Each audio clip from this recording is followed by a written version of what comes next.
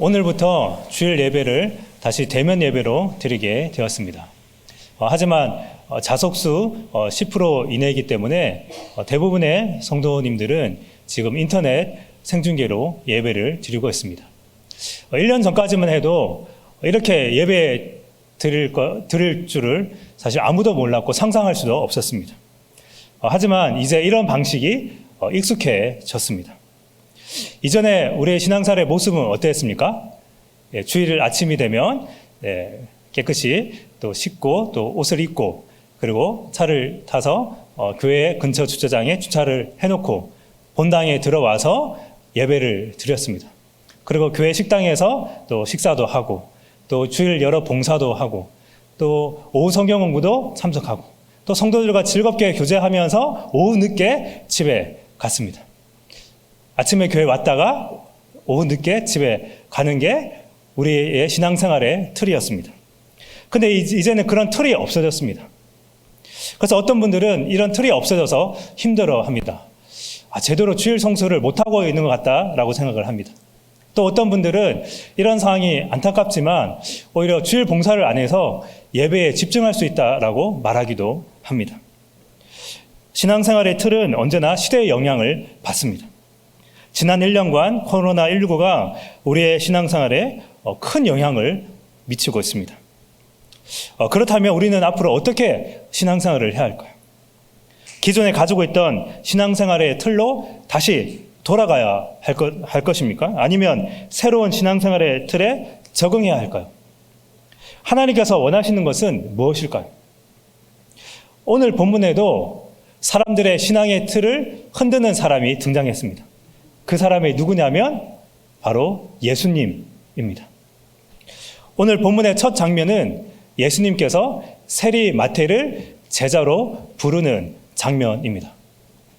그 당시 이 세리는 사실 돈은 많이 벌었지만 사람들의 멸시와 비난을 받는 그런 직업이었습니다. 이 세리는 로마 당국이 사람들에게 세금을 거두기 위해서 고용한 관리였습니다. 그래서 이 세리들은 사람들에게 많은 돈을 거두어 들여서 그 중에 일부는 로마에 갖다 주고 나머지는 자신의 부를 축적하는 데 썼습니다. 그러니까 사람들이 이 세리를 얼마나 싫어했겠습니까? 그리고 직업상 이방인들을 접촉해야 되기 때문에 유대 율법으로 볼 때 이 세리는 부정한 존재입니다. 그래서 그 당시 창기와 더불어서 이 세리는 죄인의 대명사입니다. 세리 이러면 죄인이었습니다. 근데 이런 죄인인 세리를 랍비의 제자로 삼는 사람은 없었습니다. 오히려 그런 사람을 멀리해야 합니다. 그리고 다른 제자들과의 팀워크를 생각할 때 그런 제자를 받으면 안 됩니다. 부정탑니다. 하지만 예수님은 이 죄인인 세리 마태를 제자로 부르십니다. 그리고 이 마태는 그 부르심에 응답을 했고 그리고 이것이 너무나 기쁜 나머지 예수님을 초대했습니다. 그리고 사람들을 불러서 잔치를 베풀었습니다. 이 마태가 초대한 잔치에 누가 왔겠습니까? 정상적인 유대인들은 절대 오지 않습니다. 왜냐하면 가면 부정타기 때문에. 그 죄인들과 함께 이 잔치를 한다는 것은 말도 되지 않습니다. 그래서 마태가 초대한 이 잔치에 누가 왔겠습니까? 이 세리 마태와 비슷한 인간들, 많은 세리들, 창기들, 죄인들이 이 마태의 집에 와서 잔치를 했습니다. 근데 10절을 보니까 굉장히 우리에게 생각할 거리를 주는 단어가 있습니다. 10절을 보니까 예수와 그의 제자들과 함께 앉았더니 많은 세리와 죄인들이 와서 예수와 그의 제자들과 함께 앉았더니 여기서 중요한 단어가 함께 앉았더니입니다. 원래 랍비는 죄인들과 함께 앉으면 안 됩니다. 이 마태가 정신이 없는 거죠. 예수님과 같은 훌륭한 랍비가 오시면 어떻게 해요? 상을 2개 딱 해놓고 예수님 상 따로 죄인들 상 따로 해야 되는데 지금 오늘 본문을 보니까 함께 앉았더니 죄인들의 입장에서는 이런 랍비와 함께 식사하는 게 굉장히 영광스러운 거지만 그러나 예수님과 같은 랍비는 절대 그들과 함께 겸상을 해서는 안 됩니다. 같이 밥을 먹어서는 안 됩니다. 이것은 도저히 납득할 수 없는 모습입니다. 거룩을 추구해야 될 랍비가 어떻게 그 죄인들과 같이 밥을 먹으면서 이야기할 수 있겠습니까? 랍비의 품격을 떨어뜨리는 행동입니다. 이런 자들과 함께 한다는 것은 이 랍비 자신도 죄에 오염되어서 부정하게 됩니다. 결국 이 모습을 본 바리새인이 한마디 합니다. 11절입니다. 바리새인들이 보고 그의 제자들에게 이르되 어찌하여 너희 선생은 세리와 죄인들과 함께 잡수시느냐? 어찌하여 너희 선생은 죄인과 세리들과 함께 먹느냐? 그러니까 그들의 이 바리새인들의 신앙의 틀 속에서는 도저히 있을 수 없는 일입니다. 원래 거룩은 죄인과 분리되어야 됩니다. 근데 이 예수님이라고 하는 이 랍비가 그 유대인의 신앙을 깨트린 것입니다. 그래서 그들은 이것을 굉장히 심각하게 생각했습니다. 이러한 이 바리새인의 말을 들은 예수님은 뭐라고 하셨을까요? 12절과 13절에 말씀을 하셨는데 제가 이를 좀 더 풀어서 말씀을 드리겠습니다. 예수님이 이렇게 말씀하십니다. 야, 바리새인들아, 내가 죄인들과 함께 식사한다고 율법을 어긴 것처럼 보이냐? 원래 의사는 건강한 자에게는 쓸데없고 병든 자에게 필요한 게 의사야. 나는 너희들처럼 의인이라고 생각하는 사람을 위해서 오지 않고 자신이 죄인이라고 하는 사람들을 위해 왔어. 너희들이 정말 율법을 안다고 생각하는데 그러면 호세아 6장 6절 말씀, 이 말씀 가지고 이야기해 볼까?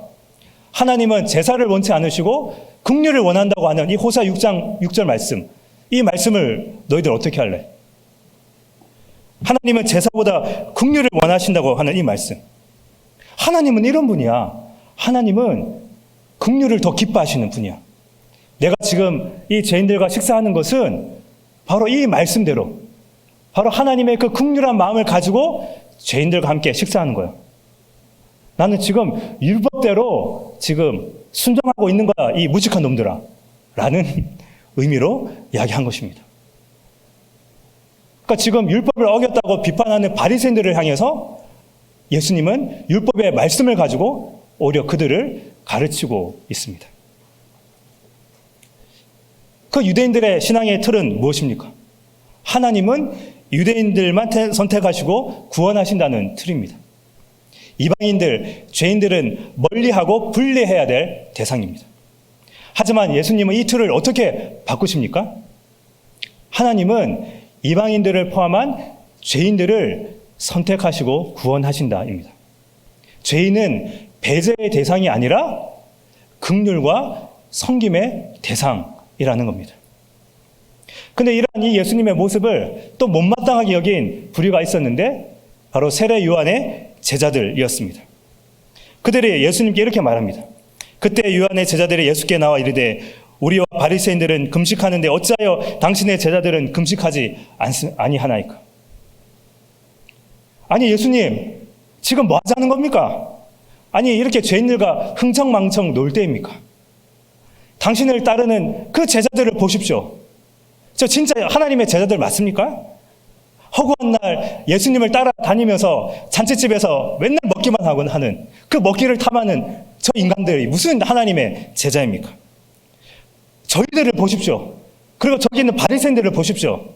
우리는 그 하나님을 위해서 금식하고 열심히 기도하고 있는데 우리는 정말 하나님을 위해서 우리의 식욕을 억제하고 그렇게 기도하며 금식하며 이렇게 애쓰고 있는데 당신 제자들은 그런 금식도 하지 않으면서 어떻게 제자라고 할 수 있겠습니까?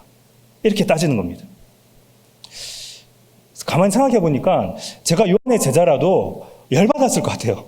나는 이렇게 열심히 하나님을 위해서 애쓰는데 그 예수님의 제자들 여러분 그 스타일 알잖아요. 다들 좀 찌질하고 좀 먹는 거 좋아하고 별거 아닌 것 같이 싸우고 막 이런 그런 거 보니까 아이고 참 안타까운 거죠.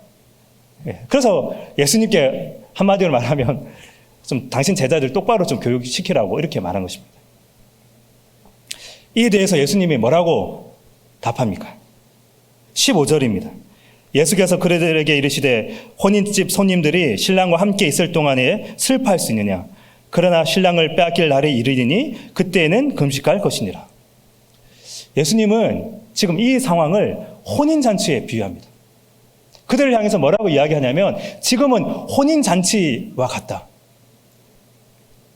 바로 자신이 이 땅에 왔고, 그리고 그 세리마태가 예수님의 제자로 부름을 받았고, 또 그 죄인들이 하나님 나라에 초대되었기 때문에 이것은 잔치라는 겁니다. 혼인잔치. 그 혼인잔치에 사람들이 슬퍼하면서 아이고 이렇게 하지 않지 않습니까? 함께 기뻐하는 것이 그 혼인잔치의 목적입니다. 바로 지금이 그때라는 것입니다. 그래서 이들과 함께 즐거워하는 것은 당연하다고 말하고 있습니다. 하나님 나라는 기쁨입니다. 함께 기뻐하고 즐거워하는 나라가 하나님 나라입니다. 물론 슬픔의 때가 있습니다. 그 신랑이 빼앗기는 날, 예수님께서 십자가에 달리시는 날에는 금식해야 합니다. 슬퍼하는 날이 올 것입니다. 이런 면에서 볼 때 하나님 나라는 기쁨과 슬픔이 공존하는 나라입니다. 근데 지금은 아니라는 겁니다. 지금은 예수님과 함께, 예수님이 계시기에 함께 기뻐하며 즐거워하는 게 제자의 모습이라고 하고 있습니다. 그 당시 종교 지도자들이 갖고 있었던 신앙의 틀은 무엇입니까? 그 금식과 같은 종교 행위를 통해서 하나님과 더욱 가까워지는 것입니다. 신앙은 율법을 지키는 것입니다. 그들이 만들어 놓은 512가지의 율법을 잘 지키면 하나님 나라에 들어갈 수 있다라고 생각을 했습니다. 그래서 그들은 이 하나님을 율법의 틀에 맞추어서 섬기려고 했습니다. 여러 가지 종교의 행위를 실천함으로 의롭게 되려고 했습니다. 그렇게 하다 보니 여러분 기쁨이 있었겠습니까? 512가지 율법을 지키려고 하니까 이거는 늘 의무밖에 없습니다. 그래서 하나님 나라에 들어가려고, 구원을 받으려고 억지로 그 율법을 지키려고 애쓰는 것뿐입니다. 기쁨이 없습니다. 근데 또 아이러니한 것은 그렇게 율법을 지켜야 된다고 주장하는 그 바리새인들도 실제로 보면 율법을 잘 지키지 않았습니다. 지그들도. 근데 일반 백성들에게 율법을 지키십시오. 당신은 이런 율법을 어겼습니다. 저런 율법을 어겼습니다. 라고 정죄를 하면서 정작 자신들은 율법을 안 지켰어요. 근데 그들이 애쓴 건 무엇입니까? 자신들의 율법을 잘 지키는다는 것을 사람들에게 보여주기 위해서 애썼다는 겁니다. 거리에 그 시장 한복판에 가서 오 하나님 저는 하나님께 찬양하고 기도합니다. 이런 거 애쓴 거죠. 스스로 율법을 잘 지키고 있다고 착각했습니다. 하지만 예수님은 이 틀을 어떻게 바꾸셨습니까? 하나님의 제자는 율법의 의무가 아니라 하나님과의 그 관계의 기쁨을 통해서 하나님과 가까워짐을 알려주셨습니다. 바로 용서와 사랑을 통해서 하나님과 가까워진다는 걸 알려주셨습니다. 바로 하나님과의 그 관계의 기쁨을 누리면서 하나님과 더 가까워집니다. 율법을 지키면서 하나님과 가까워지는 것이 아니라 바로 하나님과의 그 기쁨을 누리면서 하나님과 가까워지니까 율법을 지킬 수 있는 것입니다. 신앙은 종교 행위가 아니라 관계입니다. 의무가 아니라 기쁨입니다. 예수님은 신앙생활의 진정한 본질이 무엇인지, 하나님께서 정말로 원하는 것이 무엇인지를 알려주셨습니다. 그리고 나서 이런 말씀을 하십니다. 17절입니다. 새 포도주는 낡은 가죽 부대에 넣지 아니하나니 그렇게 하면 포도주가 터져 포도주도 쏟아지고 부대도 버리게 됨이라. 새 포도주는 새 부대에 넣어야 둘이 다 보존되느니라. 그 당시 포도주는 염소 가죽에 보관하여서 운반하였습니다. 근데 시간이 지나면 그 포도주가 발효되면서 가죽이 딱딱해지고 찢어지기 쉬웠습니다. 근데 그렇게 딱딱해진 그 낡은 가죽에 또다시 새 포도주를 넣으면 그 새 포도주가 발효되면서 이미 딱딱해진 그 가죽 부대는 터지게 됩니다. 그러면 낡은 가죽도 못 쓰게 되고 새 포도주도 버리게 됩니다. 그래서 새 포도주는 반드시 새 가죽 부대에 넣어야 됩니다. 예수님은 이 비유를 하시면서 지금 자신이 선포하는 이 하나님 나라라고 하는 새 포도주는 그 기존의 유대 신앙의 틀에 닮을 수 없다고 말씀하고 있는 것입니다. 예수님은 하나님 나라를 선포하셨고 또 예수님 자신이 하나님 나라입니다. 하나님 나라를 받아들인다는 것은 예수님을 받아들인다는 겁니다. 지금 그들의 눈앞에 조상들이 그렇게 기다려왔던 메시아, 그 예수님이 서 있습니다. 그리고 새 언약이신 그 예수 그리스도라고 하는 새 포도주가 하늘로부터 내려왔습니다. 이제 그들은 새로운 신앙의 틀 속에 예수님을 담아야 했습니다. 어떻게 담냐면 자신들의 죄를 회개하고 예수님을 받아들임으로 하나님 나라 백성 되는 이 신앙의 틀을 가져야 했습니다. 율법의 행위가 아닌 하나님과의 관계, 하나님의 그 용서와 사랑을 받아들임으로 거기서 오는 사랑과 기쁨의 그 틀 속에서 하나님 나라를 경험했습니다. 이제 새로운 시대가 되었습니다. 예수님께서 하나님 나라라고 하는 것을 이 땅 가운데 가져오셨습니다. 그리고 그 예수님이 전한 하나님 나라를 받아들인 그런 새로운 신앙의 틀을 가지고 살아가는 사람들이 등장했습니다. 그 사람들이 모인 모임을 교회라고 했습니다. 근데 그 교회를 가만히 보니까 세상 사람들이 이런 별명을 지어줬습니다. 아, 저 사람들은 그리스도인이다. 왜 이런 별명을 지어줬냐면 그들을 가만히 보니까 그 나사렛 예수가 전했던 그 말, 그 예수님의 모습과 비슷하기 때문에 예수님을 닮아서 그런 별명을 지어주었습니다. 여러분, 지금 우리 모두는 다 나름대로 종교생활, 신앙생활을 하고 있습니다. 오랜 시간 자연스럽게 형성된 신앙생활의 틀이 있습니다. 그 틀 안에서 신앙생활을 하면 편합니다. 그 틀이 주는 안정감이 있습니다. 사실 바리새인들이나 요한의 제자들이 나쁜 사람들이 아닙니다. 그저 조상 때부터 내려온 그 율법의 신앙을 가지고 하나님을 섬기려고 애썼던 것뿐입니다. 하지만 그 틀이 하나님의 아들 예수님을 담아내지 못했습니다. 오히려 그 틀을 가지고 예수님을 배척했습니다. 성도 여러분, 지금 여러분이 가지고 있는 그 신앙생활의 틀은 어떠합니까? 혹시나 바리새인들처럼 자기 자신만을 위한 그 신앙생활의 틀 속에 갇혀 있지는 않습니까? 이 세상 사람들은 아무런 상관없이 그저 나는 나의 어떤 종교적인 어떤 만족만 누리면 된다라고 하는 그런 그 신앙의 틀 속에 있지는 않습니까? 때로는 우리에게 익숙한 이 신앙생활의 틀이 오히려 하나님과의 본질을, 하나님 나라의 본질과 멀어질 수도 있습니다. 저에게 큰 의미가 주었던 영상 하나가 있습니다. 우리 이 영상을 한번 잠시 보도록 하겠습니다.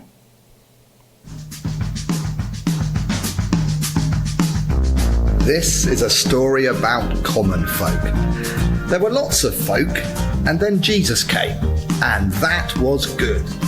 And the result was church, people together, and that was good.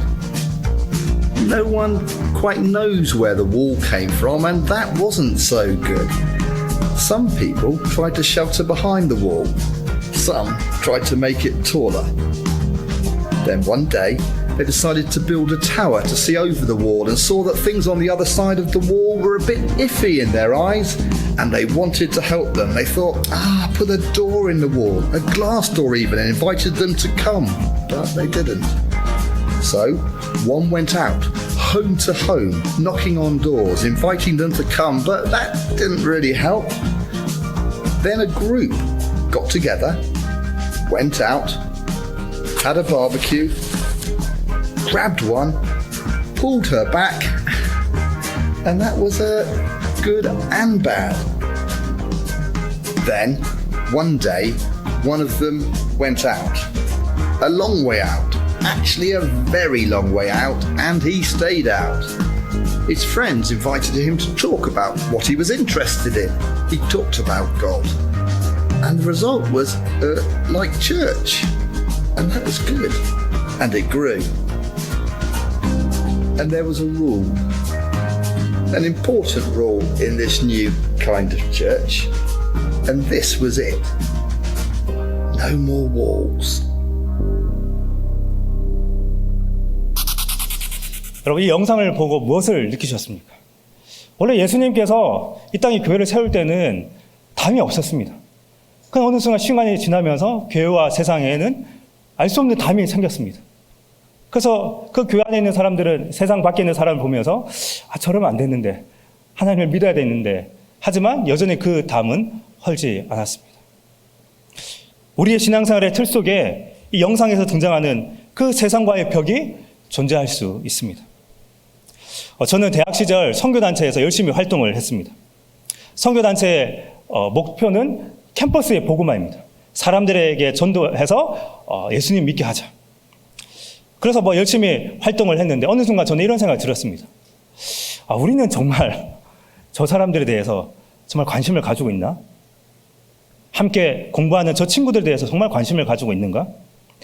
캠퍼스 복음화에 대해서 막 회의는 많이 하지만 참 아이러니한 건 그런 회의를 하고 우리끼리 모이면 하면 할수록 정작 그 대상인 사람들과의 접촉은 점점 더 멀어진다는 걸 저는 느꼈습니다. 교회를 열심히 다니는 친구들도 마찬가지였습니다. 이상하게 그런 쉽게 말해 세상에서 잘 노는 친구들과 어울리는 걸 굉장히 불편해했습니다. 그래서 그런 친구들과 어울리지 않았습니다. 또 자신의 신앙을 지키려면 좀 그런 친구들과 어울리면 안 된다고 생각했습니다. 특히 그 죄악의 온상인 MT 이런 데는 가지 말아야 된다고 생각을 했습니다. 하지만 저는 그렇게 생각하지 않았습니다. 우리도 제대로 좀 어울려야지. 근데 이 생각이 어떤 믿음에서 온 생각일 수도 있고요. 아니면 저도 그 친구들 같이 놀고 싶어서 이게 같이 짬뽕이 되었던 것 같습니다. 네, 원래 제가 노는 걸 좋아했거든요. 그래서 같이 놀고 싶어 든 생각일 수 있습니다. 그래서 저는 대학 캠퍼스 내도록 4년 동안 MT를 계속 갔습니다. 그 세속적인 MT를 계속 갔습니다. 저는 이제 공대를 나왔기 때문에 그 당시 그 90년대 공대 MT는 술로 시작해서 술로 끝났습니다. 네. 그래서 그리고 막 선배들이 후배들에게 막 군기 주고 막 그런 걸 저는 경험했습니다. 근데 2학년 때 간 그 MT가 저의 신앙생활의 틀을 바꾸었습니다. 그때 갔던 MT도 여전히 술로 시작했습니다. 나름 MT에 대한 기대를 가지고 온 그 신입생들이 그 벌어진 술판을 보면서 실망했습니다. 그래서 그 술자리를 떠나 자기들끼리 그냥 앉아 있었습니다. 어디 구석에. 그때 제가 그 친구들을 바라보는데 마치 목자 없는 양같이 유리하며 방황하는 그 이스라엘 백성들을 바라보며 긍휼한 마음을 가지셨던 그 예수님의 마음이 갑자기 저에게 이렇게 들면서 쟤들 정말 안 됐다. 괜히 여기 와가지고. 그래서 제가 이제 그들에게 다가가서 이렇게 말했습니다. 야, MT 재미없지? 미안하다. 너 기대했을 건데. 원래 이렇다. 앞으로도 계속 이럴 것이다. 근데 그냥 나하고 같이 어디 그냥 방에 가서 우리 같이 그냥 게임이나 할까? 하니까 애들이 게임 좋아요 이러면서 한 10명이 넘는 친구들이 저를 따라서 이렇게 방에 들어가서 동그랗게 앉아서 게임을 하는데 제가 어떤 게임을 했겠습니까? 그동안 교회 수련회에서 갈고 닦은 그 게임을 제가 마음껏 발휘했습니다. 네. 정말 많은 게임을 했습니다. 한 몇 시간 동안 한 것 같습니다.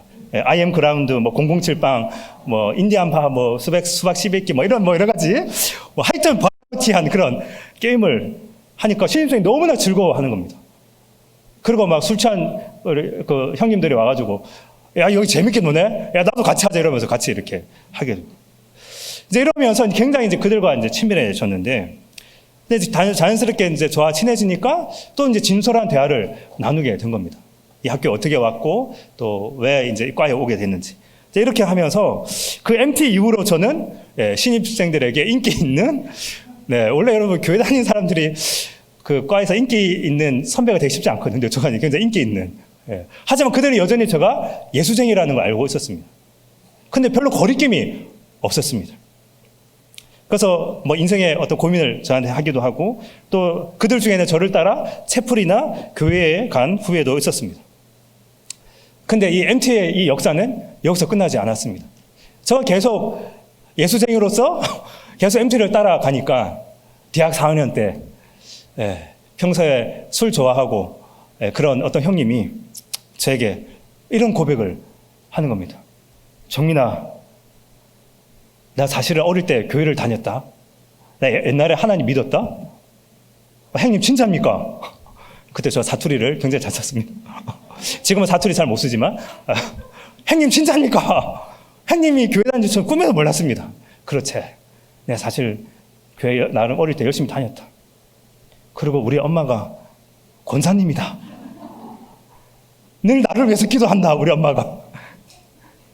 지금은 내가 잠시 하나님을 떠나 있는데 너를 볼 때마다 어릴 때 교회 갔던 생각이 나고 하나님이 생각난다. 내가 다시 하나님께 갈 수 있도록 좀 나를 위해서 기도해도 이렇게. 네. 저는 이 경험으로 인해서 그 불신자들에 대한 선입견이 깨졌습니다. 그리고 목회자가 되어서도 계속해서 그 하나님을 모르는, 아까 그 벽 너머에 있는 그 사람들에 대해서 저 늘 이상히 늘 관심이 가더라고요. 또 그렇게 그 벽 너머에 있는 사람들이 저에 대해서도 그렇게 어색하게 생각하지 않더라고요. 그래서 저는 사역 속에 그들을 향한 공간을 항상 남겨놓으려고 노력했습니다. 여러분, 예수님은 죄인을 부르기 위해 오셨습니다. 교회는 그런 사람이 오는 곳입니다. 근데 교회가 더 이상 교회에 그런 죄인이 찾아오지 않는다면 어떻게 해야 될까요? 찾아오지 않으면 찾아가야죠. 찾아가는 교회가 되어야 합니다. 그리고 그런 비신자들이 교회로 들어오는 문턱을 낮춰야 되고요. 그리고 그들이 교회에 와서 우리가 뭘 줄 수 있겠습니까? 예수님, 그 예수님이라고 하는 그 기쁨의 포도주를 그들이 마음껏 마실 수 있도록 우리는 준비하면 되는 것입니다. 하나님 나라 공동체는 어떻게 시작됩니까? 건물을 구하는 것, 건물을 세우는 것에서부터 시작되지 않습니다. 건물과 조직을 만들어서 출발하지 않습니다. 시작은 예수님 한 사람이었습니다. 시작은 예수님의 제자들이었습니다. 예수님의 복음으로 충만한 사람들이 그 다른 사람들과 친구가 되고 그리고 복음으로 관계를 맺으면서 시작되었습니다. 예수님이라고 하는 이 새 포도주를 이 시대에 맞는 가족 부대에 넣어야 합니다. 근데 이 가족 부대는 우리 교회 안에서 논의한다고 해서 되는 게 아니라 바로 그들이 있는 그 현장 속으로 나아갈 때 바로 그 현장 속에서 가족 부대가 만들어지는 것입니다. 성도 여러분, 우리가 만들어 가야 할 신앙생활의 틀은 무엇일까요? 이 틀은 정해진 것이 아닙니다. 하나님께서 여러분을 부르신 그 부르심의 그 삶의 현장에서 여러분의 신앙생활의 틀을 만들어 가면 됩니다. 하지만 그 틀 속에 반드시 있어야 될 세 가지가 있습니다. 이 세 가지를 이야기하고 설교를 마무리하겠습니다. 첫 번째, 우리의 신앙생활의 틀 속에는 나가 아니라 하나님이 있어야 합니다. 다시 말해 신앙생활의 목적은 내가 아니라 하나님입니다. 이것이 종교생활과 신앙생활의 차이점입니다. 교회 다니는 사람들은 다 하나님을 위해서 신앙생활을 한다고 말할 수 있습니다. 근데 아닐 수도 있습니다. 바리새인들도 하나님을 위해서 율법을 지켰거든요. 하지만 자신을 위해서 율법을 지켰습니다. 내가 나를 위해서 종교생활을 하는지 정말 하나님을 위해서 신앙생활을 하는지 구별할 수 있는 한 단어가 있는데요. 그 단어가 바로 자기 부인입니다. 이 자기 부인. 이건 하나님을 위해서만 신앙생활을 할 때 할 수 있습니다. 예수님은 우리에게 이렇게 말씀하셨습니다. 나를 따라오려거든 자기를 부인하고. 이게 기독교입니다. 기독교는 내가 죽고 예수가 사는 종교입니다. 내가 죽고 하나님의 영화롭게 되는 종교입니다. 그런데 그 속에 나의 그 충만한 은혜가 있습니다. 나는 죽고 오직 예수님만 존귀 여김받는 것을 기뻐하는 자들입니다. 지금 여러분은 누구를 위해서 신앙생활을 하고 있습니까? 지금 누구를 위해서 예배드리고 있습니까? 여러분은 교회의 어떤 영적 서비스를 제공받는 고객이 아닙니다, 여러분. 이걸 기억하십시오. 여러분은 고객이 아니라요, 예수 그리스도의 그 피로 값주고 사신 예수님의 몸입니다. 그 언약의 피로 한 형제 자매된 지체들입니다. 함께 하나님의 영광을 위해 부름받은 서울 영동교회 지체들입니다. 함께 하나님의 그 영원한 기업을 상속받을 자들입니다. 예배를 예배당에서 드리든지 각 가정에서 드리든지 중요한 것은 우리를 부르신, 우리를 구원하신 그 하나님께 우리 자신을 드리는 시간이 예배 시간입니다. 단순히 목사 설교 듣는 시간이 예배 시간이 아닙니다. 우리의 자신을 드리는 시간, 나를 위해 십자가에 달리신 그 예수 그리스도의 그 은혜로 말미암아 우리 자신을 하나님께 드리는, 우리의 모든 삶의 영역을 주께 드리는 그런 시간이 예배 시간입니다. 나를 위해 예배하지 말고 하나님을 위해 예배하시길 바랍니다. 그리고 하나님을 위한 신앙생활의 그 틀을 가진 사람은 이렇게 고백합니다. 그 사도 바울의 그 고백, 나의 나된 것은 하나님의 은혜다. 나의 수고도 하나님의 은혜다. 그러니까 하나님을 위한 그 신앙생활을 하면 이런 고백을 할 수밖에 없습니다. 내가 수고했지만 근데 그 수고를 누가 하게 만들었습니까? 하나님이 하셨거든요. 그래서 이 고백밖에 없습니다. 그래서 다른 사람들이 나의 수고를 뭐 알아주든지 모르든지 그 별로 상관없습니다. 왜냐하면 하나님의 은혜로 충분하기 때문입니다. 하나님의 사랑으로만으로도 충분하기 때문입니다. 여러분, 나 자신이 아닌 하나님을 위해 신앙생활 하시길 바랍니다. 여러분의 신앙생활의 틀 속에 항상 하나님으로 가득하길 소망합니다. 두 번째, 우리의 신앙생활의 그 틀 속에 무엇이 있어야 되냐면 기쁨이 있어야 합니다. 아까도 말씀드렸듯이 하나님 나라는 기쁨입니다. 그 기쁨이 있습니다. 때로는 우리에게 고난이 있죠. 이 고난을 피할 수 없습니다. 그러나 그 고난을 이길 수 있는 힘은 무엇입니까? 하나님께서 주시는 기쁨입니다. 그 기쁨으로 이겨낼 수 있습니다. 하나님과의 그 만남을 통해 얻게 되는 그 기쁨이 고난을 이깁니다. 우리가 어떻게 하면 좀 죄를 안 짓고 죄를 멀리 할 수 있습니까? 어떻게 하면 그 죄의 유혹을 뿌리칠 수 있습니까? 죄를 안 지어야지 이렇게 말한다고 안 됩니다. 어떻게 물리칠 수 있냐면요, 죄가 주는 기쁨보다 하나님과의 그 만남의 기쁨, 하나님께서 주시는 그 기쁨이 훨씬 크면 죄 유혹을 이길 수 있고요, 죄와 멀리 할 수 있습니다. 그렇기 때문에 우리는 날마다 그 기쁨을 주시는 그 예수님이라고 하는 이 포도주를 날마다 마셔야 됩니다. 자주 마셔야 됩니다. 그 예수님의 은혜로 취해 있어야 됩니다. 우리가 먼저 맛보아야 합니다.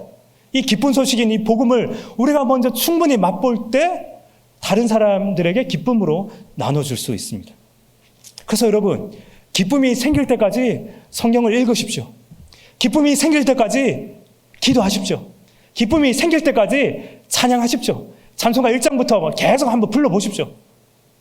근데 놀라운 건 우리 안에 예수의 생명이 있기 때문에 그렇게 하나님을 찬양하잖아요. 그럼 우리 안에 기쁨이 생깁니다. 그 기쁨의 눈물샘이 터지기 시작합니다. 근데 문제는 우리가 자꾸만 하나님께 기쁨을 찾지 않고 다른 곳에 기쁨을 찾으려고 하니까 그 하나님의 기쁨이 없다고 느껴지는 겁니다. 여러분이 만든 그 신앙생활의 틀 속에 하나님께서 주시는 그 기쁨으로 가득 차기를 소망합니다.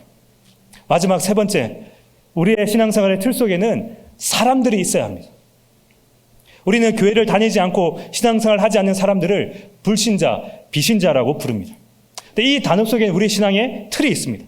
이 불신자라고 하는 이 단어 속에는 그들은 하나님을 믿기 어렵다고 하는 약간 부정적인 이미지가 있습니다. 그런데 여러분, 이 불신자를 이렇게 불러보면 어떨까요? 미신자. 아직 not yet. 아직 그리스도인은 아니지만 그러나 하나님의 은혜로 그리스도인이 될 수 있는 사람. 여러분, 그런 관점으로 그들을 바라보면 좀 달라질 것입니다. 중요한 건 우리의 마음의 문제입니다. 우리가 얼마나 그들을 받아들일 준비가 되어 있는지, 우리의 신앙생활의 틀 속에 그 미신자들을 품고 사랑을 나눌 공간이 있는가.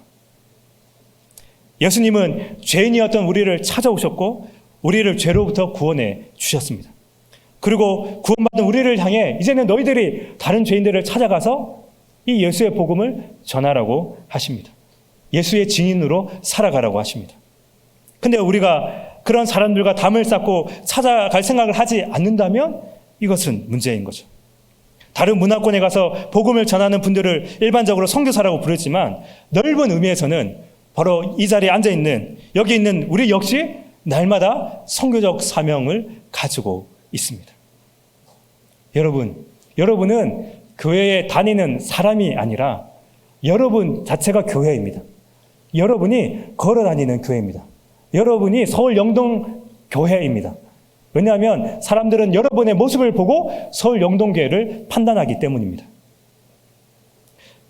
이 세상 사람들이 좀 싫어하는 크리스찬들이 누구냐면요. 거의 그리스도인, almost 크리스찬들을 이 세상 사람들은 싫어합니다. 어떤 사람이냐면 거의 그리스도인처럼 보이는데 실제로 가까이 가면 예수님 냄새가 전혀 안 나는, 오히려 제 썩은 내만 나는 그런 사람들. 진짜 예수님을 좀 만나려고 그 사람한테 갔는데 알고 보니까 예수님이 없는 모조품 그리스도인. 그래서 이 세상 사람들이 그런 그리스도인들 때문에 기독교의 하나님을 오해합니다. 그래서 우리는 이런 이 거의 그리스도인, almost 크리스찬이 아니라 리얼 크리스찬, 진짜 그리스도인이 되어야 합니다. 종교적 열심이 아니라 예수님의 삶과 인격을 보여주는 그런 신앙생활의 틀을 가져야 합니다. 우리가 완벽하진 않습니다. 부족하면 부족한 대로 인정하고, 우리 연약하면 인정하고, 겸손히 하나님의 은혜를 구하는 모습이 우리에게 필요합니다. 우리는 그런 모습을 어디서 보여줘야 되냐면 바로 여러분의 그 삶의 현장에서 말입니다. 그래서 여러분의 에너지를 그 현장에서 교회로 살아가기 위해 힘써야 합니다. 그렇게 살아간다고 당장 그들이 예수님 믿는다고 고백하지는 않습니다. 하지만 우리가 계속 진짜 그리스도인으로 살아가다 보면 어느 순간 하나님께서 보내시는 사람들이 생깁니다. 그리고 성령께서 그들에게 복음을 전할 기회를 주십니다. 그런 사람이 한두 명이 되고 3명, 4명이 되고 그렇게 하나님에 관해서 이야기하는 그런 모임이 생기면 바로 그것이 교회가 되는 것입니다. 코로나19로 인해 이전에 그 신앙생활의 틀이 흔들리고 무너졌다고 너무 낙심하지 마시길 바랍니다. 오히려 이런 기회를 통해서 그동안 나의 신앙을 되돌아보고 다시 신앙생활의 틀을 세우는 그런 기회로 삼으시길 바랍니다. 그래서 여러분의 그 틀 속에 정말 하나님이 계시고 그리고 하나님께서 주시는 그 기쁨으로 가득 차서 이 세상 사람들에게 예수 그리스도를 보여주는 진짜 그리스도인으로 진짜 교회로 살아가는 그런 성도들이 되시길 바랍니다. 우리 이 시간 주신 말씀을 생각하며 기도하겠습니다.